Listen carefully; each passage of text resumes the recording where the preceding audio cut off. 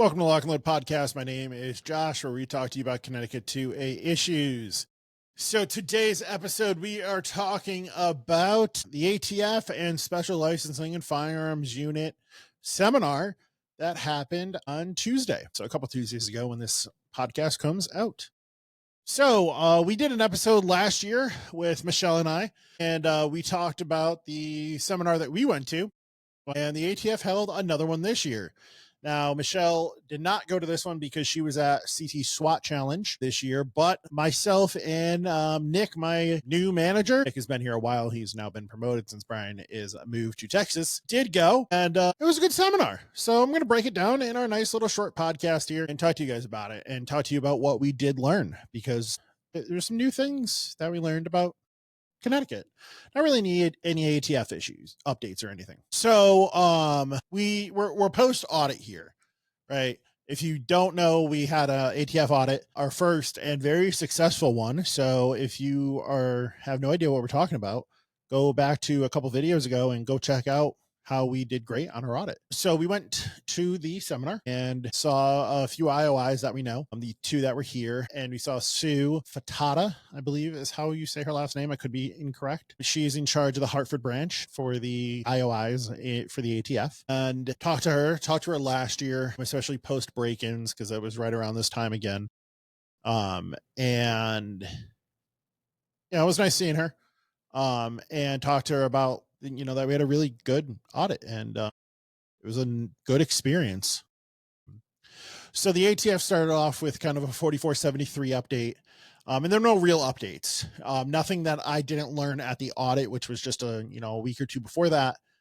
So I didn't really have any huge questions or updates or, anything that I learned in that aspect, because they were just here and I had them on a one-on-one presence. So I didn't need to ask any questions. I didn't really have any questions at that point. I kind of went to that portion for Nick to learn things, because Nick is becoming what's called a responsible party on my FFL. So Nick could learn some more stuff. So hopefully he knew most of that stuff. I know he definitely learned a little more about 3310s, because I handle most of the 3310s here. But we went through all that portion. Then we took a little bit of break. I talked to Sue. I talked to a couple IOIs. And then the special agent from the ATF came on and talked to us about break-ins, showed a couple videos from break-ins. And, we can talk and ask questions during this. And one of the people from a store, we'll call the store Alpha. There's a store named that. That's probably a bad thing, because it wasn't them. We'll just stay store number one. Store one asked, have any of these juveniles been caught and prosecuted? And the ATF special agent didn't know the answer.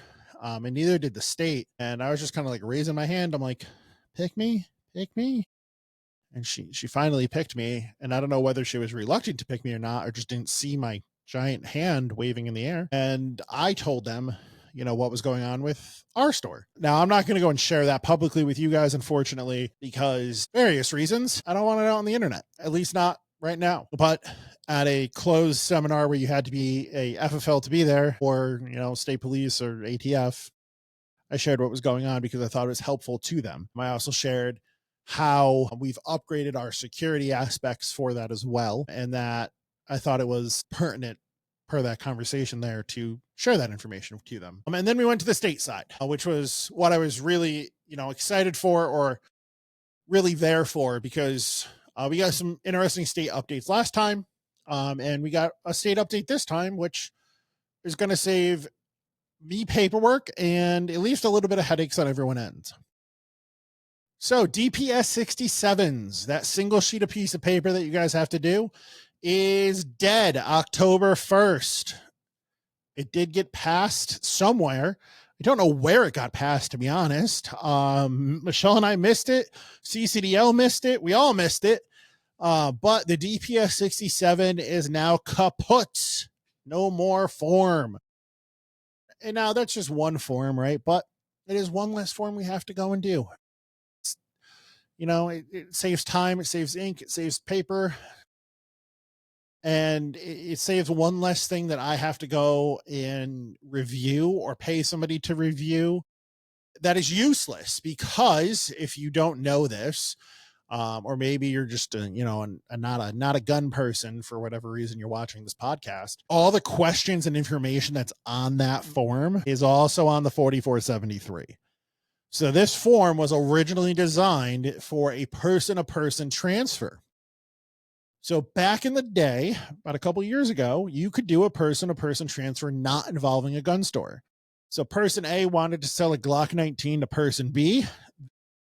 The seller, person A, would call up the state, and they would have person's B pistol permit in front of them, and they would say, "Hey, I'm selling this Glock to this person."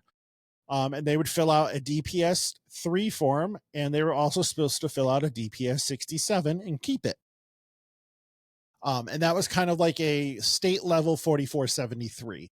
The 4473, for you guys that are like, Josh is throwing out numbers here, I have no idea what he's talking about. That's that packet you fill out, or it's the stuff you do on the computer here at Lock and Load, because welcome to the 21st century. We do things on the computer and not on paper. So we no longer have to do that single piece of paper. That's great. That was kind of the big woo surprise. The other great thing, and we only deal with this occasionally, probate. So we know we have the 3 handguns every 30 days. Now that's still in effect, unfortunately. 6 if you're an instructor, but probate is now exempt to that.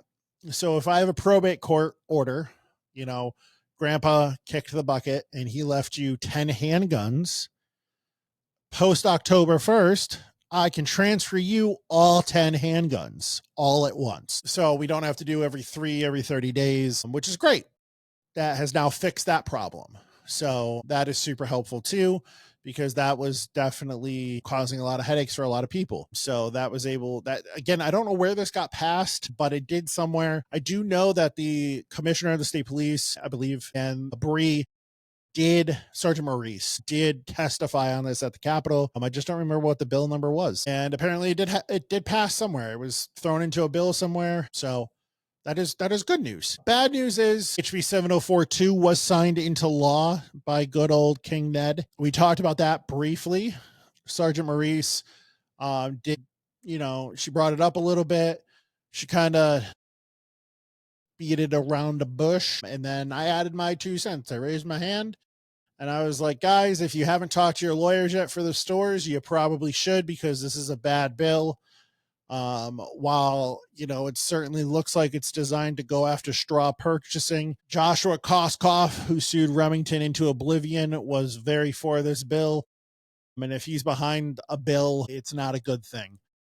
So I gave my 2 cents. She didn't say anything. I didn't expect her to say anything, and we just moved on. So I hope the guys that were there and ladies that were there that own FFLs or work in FFLs paid attention to that, and you go and contact your lawyers, because I have had 2 meetings with my lawyer. I'm probably going to have a third here, and find out what kind of restructuring we need to go and do to protect our assets, because the bill's bad. Anyone that says HB 7042 isn't bad doesn't know what they're talking about. Just plain and simple at this point. I'm done being nice about it. That was really it. That was kind of the updates. It was about a 2.5 hour long seminar, some questions in there. We did give a little feedback to the state as well. And we let them know some issues going on with the background check system on our end, some things disappearing, not working correctly, that they haven't heard about. Another store, we'll just call them store 2 here, made a few complaints about the SLFU's employees' attitudes at time. That was, I guess, being addressed. I think Nick commented on this. Nick's been here for almost 2 years now. And Nick's like, I think 3 times ever I've had a bad attitude on the phone. And I mean, I feel like that's an acceptable margin here. People have bad days. That's okay. The state is dealing less and less with the general population on the phone. They are dealing more and more with just dealers. Their number's still public though. And with the whole Sergeant Fahey issue that's been happening. I'm sure that wasn't super helpful either down at the state. So, I don't know if they were running into any of those issues. So give them that grain of salt there. We really never had any issues. So that's about it though. If they do a seminar next year, I definitely will attend. I like to keep updated. I guess one thing that I find that might be interesting here for you guys. So Trump, I guess, has floated the idea that marijuana might become legal on a federal scale. I have, no idea. I just saw that as a news line. I saw that in a clip on TikTok. That on a federal aspect would redefine the 4473. I believe it's question F or E, definitely 21. And so we would get a new 4473 that would require updating. So that would be interesting if that got passed. I don't know if it will. I don't know if anything will change. I'm not giving my opinion on this one way or the other, but if that does change, that would require a form update.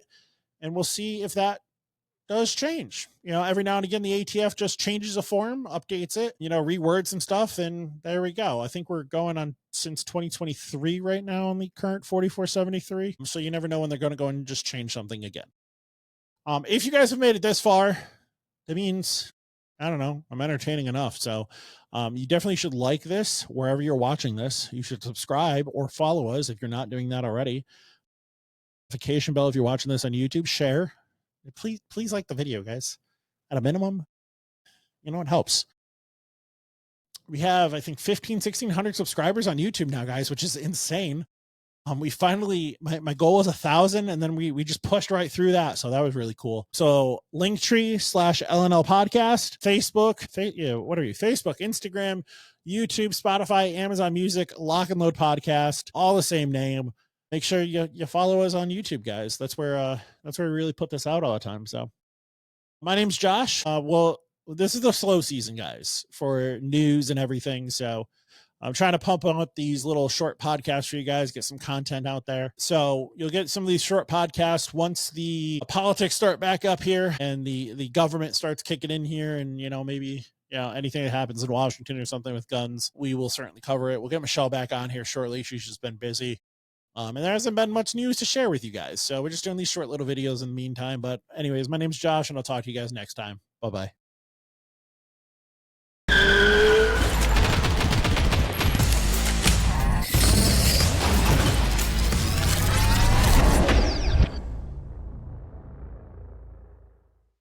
Lock and Load podcast is sponsored by Lock and Load Firearms, Connecticut's #1 rated gun store and pistol permit class on Google.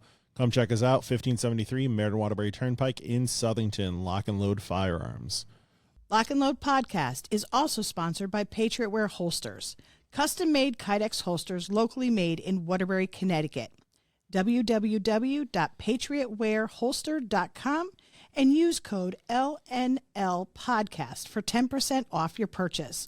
Orders available for shipping or pickup at various locations.